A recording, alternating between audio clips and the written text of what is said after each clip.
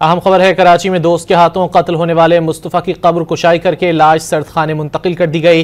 तफ्तीशी टीमों ने लाश से DNA के नमूने हासिल कर लिए। मजीद जानेंगे डॉन न्यूज़ के नुमाइंदे मोहम्मद बिलाल खान से। बिलाल, बताइएगा कितने नमूने लिए गए हैं लाश से?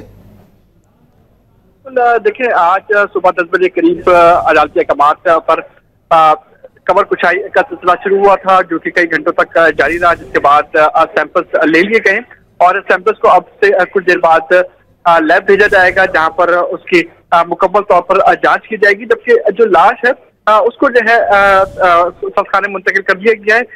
ईदी सदखाने जहां मुंतकिल किया गया है, वहां पर ये बताया जा रहा है कि लवाहिकीन की जानिब से दोबारा कफन दफन के इंतजाम किए जाएंगे। जबकि जिस जगह मवाज गोट के कब्रिस्तान में ये लाश जो है वो दफन की थी, लेकिन वहां से अब निकाल ली गई और पोस्टमार्टम अब भी जो है वो मुकम्मल किया गया। लेकिन अभी तक ये तयन नहीं हो सका है कि वजह मौत के अधिक 11 सैंपल्स लिए गए, उनको लैब भेजा जाएगा। लैब जाने के बाद जो रिपोर्ट सामने आएगी तो केस मजीद जो है वो तफ्तीश में अहम किरदार अदा करेगी।